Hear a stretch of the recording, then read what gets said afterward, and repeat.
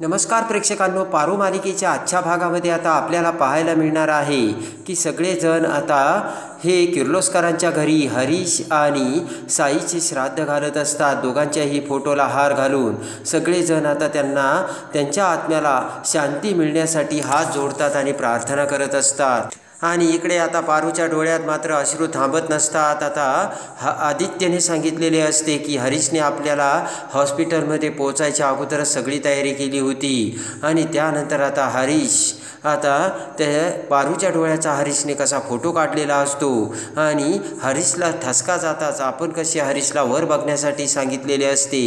हे सगळे प्रेमाचे क्षण आता पारूला आठवतात आणि हरीशला आपण कसं लग्नासाठी नकार द्यायला सांगितलं होतं तेव्हा हरीशने सांगितलं होतं की एका ड्रायव्हरच्या बरोबर आणि एका मोलकरणीबरोबर मी लग्न नाही करू शकत असे सांगत हरीशने कसा लग्नासाठी नकार दिला होता हे देखील आता पारूला आठवतं। आणि लग्न केल्यानंतर पारूने हरीशला कसं मंगळसूत्र दाखवून सांगितलं होतं की माझं लगीन झालंय आणि पारू तेथून जाऊ लागताच हरीशने पारूला सांगितलेलं असतं की पारू तू कुठे चाललीस अगं, तू असं तुझ्या जाण्याने काय प्रश्न सुटणार आहे का?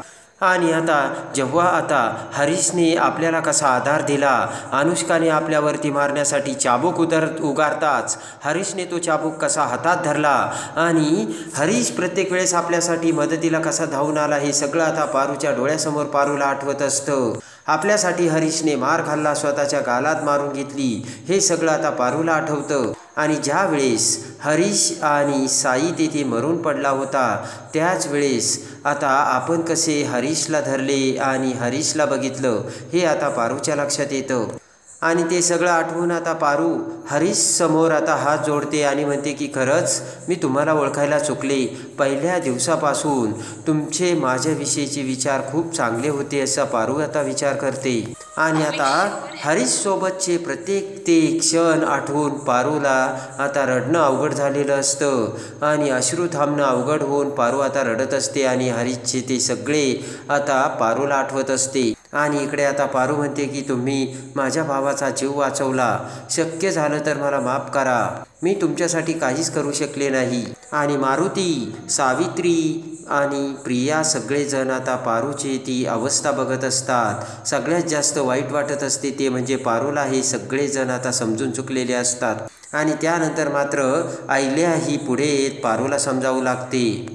अहिल्या आता हरीशचे ते क्षण सांगू लागते। अहिल्या म्हणते की एक दिवस हरीश असाच ऑफिसमध्ये पळत आला होता आणि काही न बोलताच परत तसाच निघून गेला।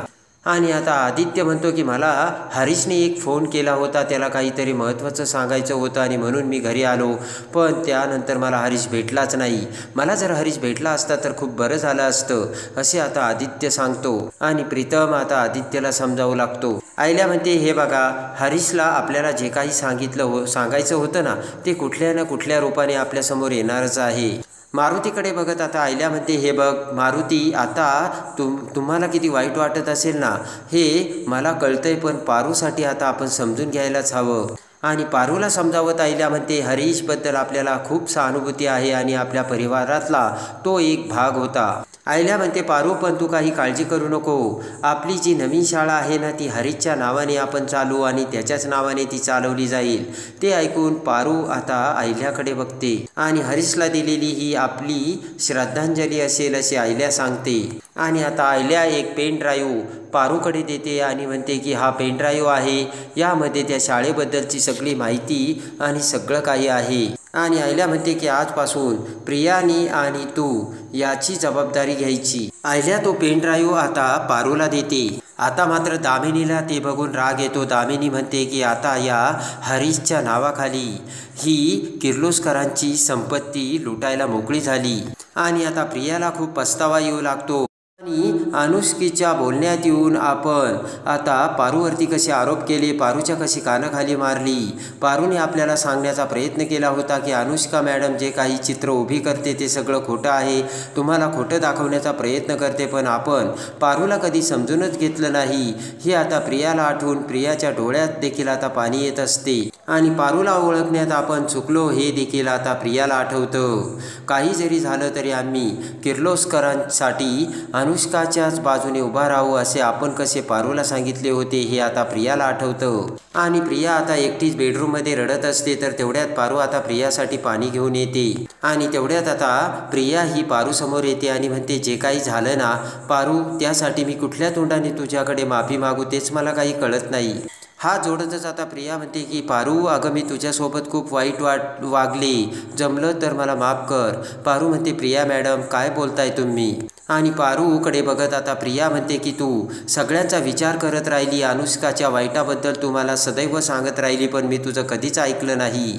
अनुष्काच्या नादी लागून मी तुला काय काय बोलले, किती तुला वेगळी वाईट वागणूक दिली आणि मी हे सगळं करायला नको होतं असे म्हणत आता प्रिया पस्तावा करू लागते. खरं तर प्रिया म्हणते की तुझ्यामुळेच आमचं लग्न होऊ शकलं पारू. पुन्हा आता रडतच प्रिया ही पारूची माफी मागते.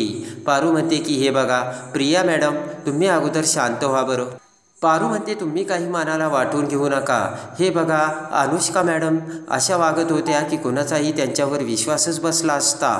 आणि आता लगेच प्रिया म्हणते, जे झालं ते झालं, पण आता आपल्या मैत्रीवरती मी कधीच अविश्वास दाखवणार नाही बरं का पारू. आणि आपल्या खऱ्या मैत्रीसारखंच वागण्याचा मी प्रयत्न करीन असे आता प्रिया ही पारूला विश्वास देते. आणि पारू आता प्रियाला मिठी मारते. तर तेवढ्यात वेटर येऊन आता पारूला खाली बोलावल्याचे सांगतो. आणि तेवढ्यात आता आयल्या समोर येत पारू म्हणते, तुम्ही बोलावलं का देवी आई? आयल्या म्हणते, हो. आणि प्रिया, हा शाळेचा प्रोजेक्ट कायम तुझ्यासाठी ड्रीम प्रोजेक्ट असणार आहे बरं का. आयल्या म्हणते, त्यामुळे मधल्या काळात जे काही झालं असेल ते प्रिया तू सगळं विसरून जा. आणि तुला जर काही अडलं तर मी नसली तरी प्रीतम आहे तुला मदत करायला. तर प्रिया खुश होती. आणि त्यानंतर आता आदित्य प्रिया पारूकडे बघतो आणि म्हणतो की हे बघ पारू, मला ना वेळच मिळाला नाही तुझ्यासोबत मनमोकळं बोलायला. आपल्या कुटुंबावर आलेलं सगळं संकट आपण सगळ्यांनी धुडकावून लावलं. आणि तेवढ्यात आदित्य पारूचं कौतुक करतो आणि म्हणतो, या सगळ्यांमध्ये तू या सगळ्या गोष्टी खूप स्ट्रॉंगली फेस केल्या पारू, त्याबद्दल तुझं कौतुक वाटतंय. दामिनीचा मात्र आता जळफळाट होत असतो. आणि पारूने केलेल्या सगळ्या कामाबद्दल आदित्य आता पारूचे थँक्स करत आभार मानतो. आदित्य म्हणतो की तुझ्यामुळे माझं खराब लाईफ होता वाचलं, तुझ्यामुळेच माझा बिझनेस वाचला आणि सगळं काही चांगलं झालं ते पारू फक्त तुझ्यामुळेच. तेवढ्यात आता प्रीतम म्हणतो, हे बघ दादा, तू बिझनेसचं म्हणशील तर ते खरं आहे, पण तुझ्या लाईफच्या बाबतीत जे काही झालं ना ते काहीच वाईट घडलेलं नाही. कारण आई आत्ता आठवड्याभरातच तुझ्यासाठी मुलगी बघायला सुरुवात करेल. तर आईला म्हणते, नाही मी तसं अजिबात करणार नाही. आईला म्हणते, खरं तर मुलगी बघताना दोन्हीही वेळेस माझीच निवड चुकली आणि या गोष्टीचा ना आता मी खूप धसका घेतला बरं का. तेवढ्यात आता मध्ये बोलत दामिनी म्हणते, वहिनी तुम्ही काहीच काळजी करू नका, तुम्ही फक्त आता आराम करा. आदित्यला मुलगी बघण्याची जबाबदारी मी घेते आणि तसंही किर्लोस्कर घराण्याची मी सोनच आहे. तेवढ्यात आता आयल्या म्हणते की दामिनी, अगं जबाबदारी घेण्याबद्दल चाललंय, खाण्याबद्दल नाही चाललंय. आणि तेवढ्यात आता आयल्या म्हणते की मला आता मुली बघायच्याच नाही, आदित्यसाठी बायको म्हणजे पारूच.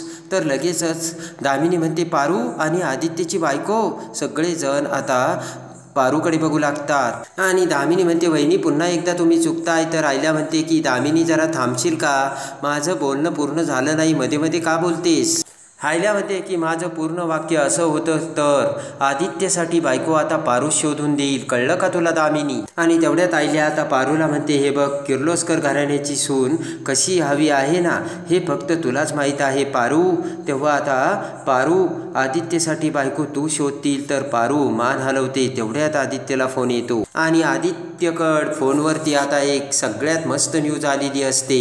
ते ऐकताच आता आदित्य म्हणतो की खूप मस्त न्यूज आहे, मी आत्ता सगळ्यांना कळवतो. आणि आदित्य आता फोन ठेवतो. आणि लगेच आता आदित्य म्हणतो की आपल्या कंपनीच्या लोगोला बेस्ट कंपनी अवॉर्ड मिळालंय.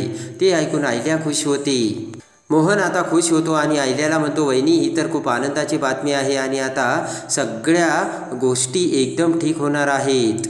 दामिनी म्हणते की सगळ्या गोष्टी म्हणे व्यवस्थित पार पडतील. आदित्यसाठी मुलगी कोण आहे हेच माहिती नाही म्हणे, लोगोसाठी अवॉर्ड मिळालंय. इकडे आता दिशा फोन करून सांगते की तो लोगो त्या किर्लोस्कर आयल्याच्या कंपनीला कसा मिळाला. तो लोगो ना तिच्यासाठी किती इम्पॉर्टंट आहे हे तिला चांगलंच माहिती आहे आणि काहीही करून तो लोगो तिच्या कंपनीला मिळायलाच नको होता असे आता दिशा विचार करते. आणि लगेच आता दिशा विचार करते की ती मॅड आहिल्या आणि तो मूर्ख आदित्य त्या लोगोसाठी एकदम वेडे झाले आहेत. आणि तेवढ्यात दिशा आता विचार करू लागते आणि विचार करत असताना हरीशचे बोलणे आता दिशाला आठवते.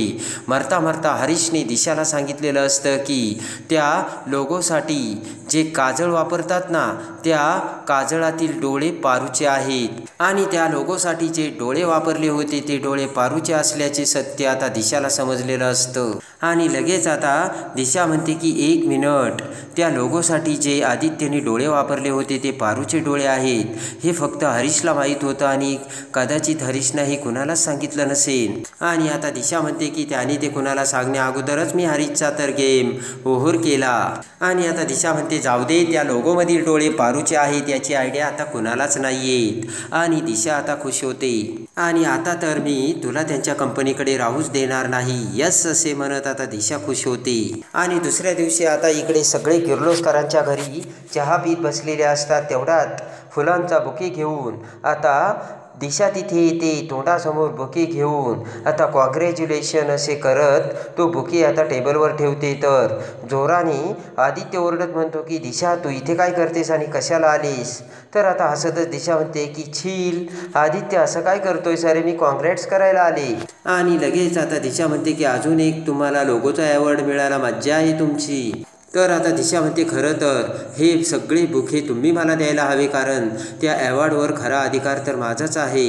कारण जो काही लोगो तुम्ही वापरताय त्याचा त्या लोगोवर तुमचा काहीच हक्क नाही आहे. तर आता अहिल्या, आदित्य सगळेजण दिशाकडे अवाक होऊन बघू लागतात. पटकन आता अहिल्या उठून उभा राहते आणि म्हणजे काय म्हणायचं आहे दिशा तुला? आणि परत आमच्या आयुष्यात घुसण्याचा तू असा प्रयत्न करू नकोस दिशा, असा सल्ला आता अहिल्या दिशाला देते. हसतच आता दिशा म्हणते सासूमाम, असं काय करता तुमच्या आयुष्यात? शिरायला आणि ढवळाढवळ करायला मला आवडतं, तेव्हा मी ते शिरणारच. आणि तेवढ्यात राग येऊन बोट करत आता आदित्य म्हणतो की दिशा स्टॉप धिस नॉनसेन्स. आणि आता पारू रागाने दिशाकडे बघते. तर आता त्या लोगोमध्ये जे डोळे वापरले होते ते दुसरे तिसरे कुणाचे नसून पारूचे डोळे असल्याचे सत्य आता कसे समोर येणार हे बघण्यासाठी आणि पारू मालिकेच्या डेली अपडेटसाठी बेल नोटिफिकेशनवर क्लिक करून आपल्या चॅनलला लाईक करा, सबस्क्राईब करा.